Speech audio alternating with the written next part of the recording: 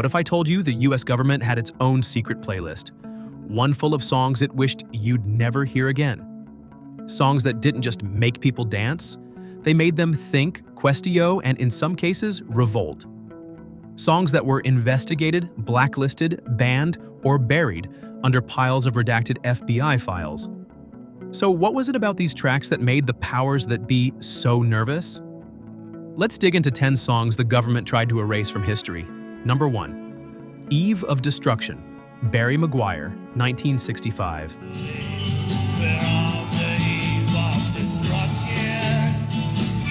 Right out the gate, this one had the FBI foaming at the mouth. McGuire's gravel-voiced anthem laid bare everything the government didn't want on the airwaves. Nuclear war, civil rights unrest, hypocrisy, and Vietnam. You may leave here for 4 days in space, but when you return, it's the same old place. Alabama, you may leave here for 4 days in space, but when... The FBI launched an investigation into the song's influence, labeling it subversive. Radio stations were told to pull it, especially in the South. Even American Bandstand gave it the cold shoulder. Was it because the song was anti-American or just a little too honest? Number 2. Fortunate Son, Creedence Clearwater Revival, 1969.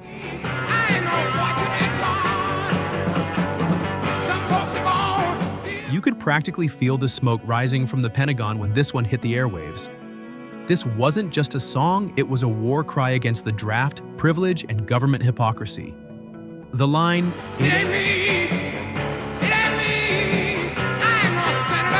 was a slap in the face to every elite family dodging the Vietnam War while working-class kids were sent to die. It was unofficially blacklisted by many stations during the Nixon years. And during wartime parades, you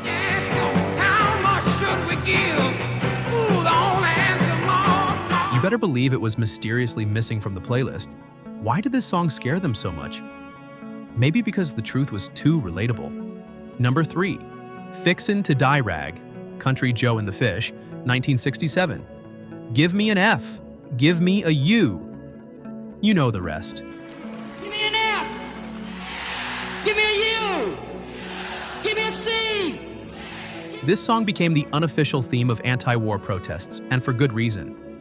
Sarcastic, biting, and absurd, it mocked the war machine and painted a brutal picture of how young soldiers were being fed into it. Well, come on, all of you big, strong men. Uncle Sam needs your help again. The song was blacklisted on many stations, and the FCC considered fining broadcasters who aired it. When Country Joe performed it at Woodstock, cameras were instructed not to air the expletive-laced intro.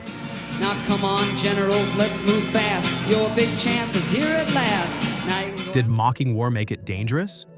Or did it just make people think too hard? Number 4. Mississippi Goddam, Nina Simone, 1964. Mississippi Goddam is our last tune. We had some requests for it.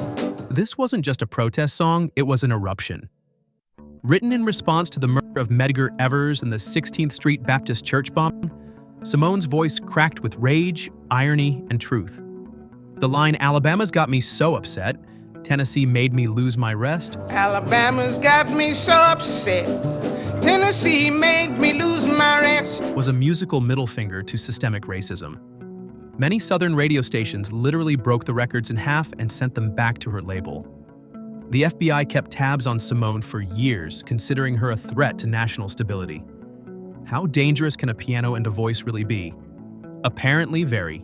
Number 5. Working Class Hero, John Lennon, 1970. A working class hero is something to be. The government didn't just try to erase the song, they tried to erase the man. Lennon's politically charged solo work, especially Working Class Hero, drew serious attention from the Nixon administration. The raw lyrics about class, capitalism, and control made him a target. When he began speaking out against the Vietnam War and aligning with radical activists, When they've tortured and scared you for 20-odd years, the U.S. tried to deport him. There are over 400 pages of FBI files on Lennon, most of them detailing how to keep him quiet. So was Lennon really a threat? Or just a beetle with a backbone? Number 6. War, Edwin Starr, 1970. What is it good for? Absolutely nothing.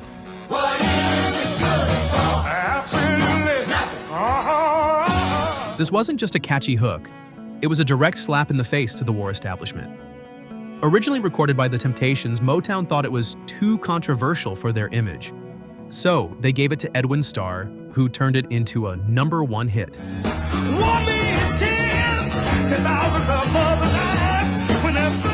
Radio stations were pressured to limit airplay, and some refused altogether.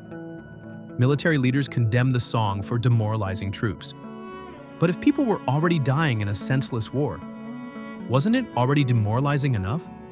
Number 7, Strange Fruit, Billie Holiday. There's strange fruit. Technically pre-60s, but Billie Holiday's haunting protest against lynching saw a resurgence in the civil rights era, and it terrified the establishment all over again. When the song was revived by Nina Simone and others in the 60s, it hit a nerve. Blood on the leaves.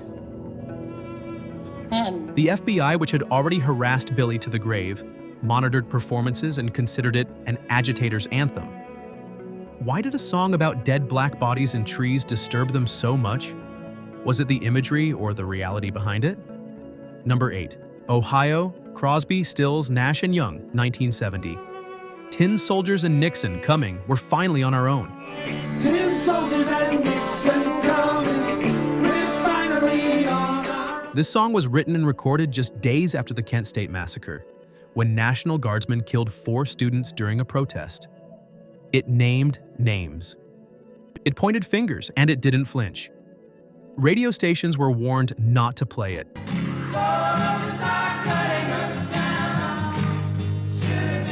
Some pulled it instantly, calling it divisive, but fans demanded it.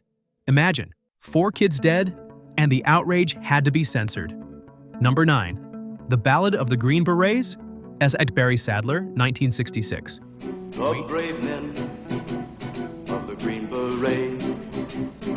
Wait, this one? A pro-military anthem? Yes. Believe it or not, this song also raised flags, but for different reasons. It was used as a recruiting tool, but as anti-war sentiment grew, so did backlash. Silver wings up on their chest. Ironically, the Pentagon quietly stopped pushing it because it made war look too clean, too noble. Out of step with the bloody, complex reality of Vietnam. These are men, America's best.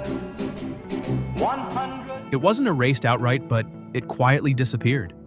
A revisionist blackout. Can something be censored just by pretending it never existed? Number 10, The Times They Are A-Changin, Bob Dylan, 1964.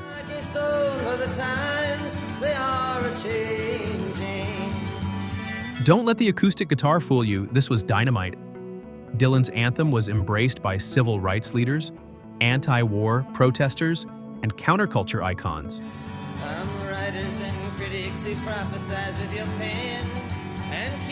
The government knew that when this song played, it meant people were thinking beyond the flag. The FBI opened a file on Dylan. They watched his performances. They warned stations. He was never banned outright, but he was watched. And there's no telling who that it's naming, for the loser now might... Silently, closely, for years. Can a folk song really rattle the pillars of power? Apparently, yes. So why did the government try so hard to silence these songs? Because they weren't just songs. They were messages. They were movements. They made people uncomfortable, and discomfort is the first sign that change is coming. And while they tried to bury them, erase them, blacklist them, these songs are still here, still playing, still making people feel. Which one hit you the hardest? If this video brought back memories or made you think twice, go ahead and hit that like button, subscribe for more stories the radio tried to forget, and drop a comment about which of these songs you remember hearing or not hearing. And hey, share this with someone who needs a reminder that music has always been more than just background noise. See you in the next one.